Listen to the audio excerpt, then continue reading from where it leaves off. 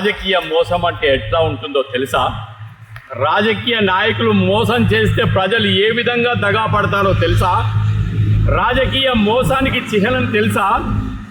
రాజకీయ పార్టీలు ఆడుతున్న డ్రామాలో వందల కుటుంబాలు చెల్లాచెదరైన సంఘటన చూస్తారా? ఇదిగో చూడండి.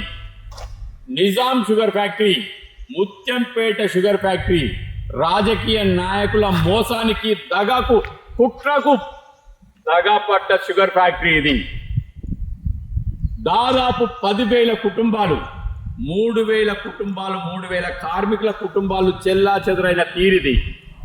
ఈ ప్రాంతానికి ఏకైక ఫ్యాక్టరీ ఇది, జీవనోపాధి ఇది. వాళ్ళ తినే అన్నంలో మన్ను పోసింది ఎవరు?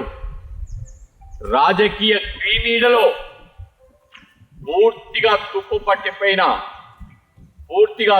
పట్టిపోయిన షుగర్ ఫ్యాక్టరీని చూడండి.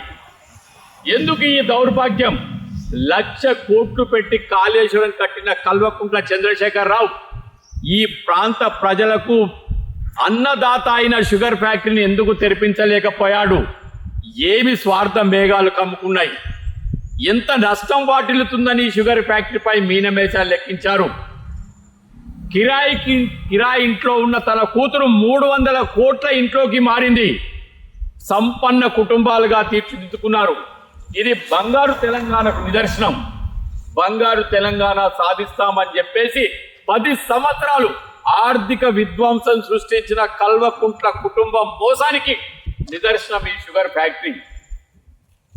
దాదాపు 300 కుటుంబాలు అన్నమో రామచంద్ర అని చెప్పేసి చెల్లాచెదరైన దౌర్భాగ్యం ఇది. వందలాది మంది చెరుకు రైతులు చూసి విసిగి వేసారిపోయి పంట మార్పిడి చేసుకొని మొక్కజొన్న వరి పండించుకుంటున్న దైన్యం ఇది. ఎంతో మందికి అన్నం పెట్టిన ఈ ఫ్యాక్టరీని మూత వేసిన పాపం ఈ రాజకీయ నాయకులను పట్టి పీడిస్తుంది. ఈ కార్మికుల గోస తప్పకుండా తగులుతుంది.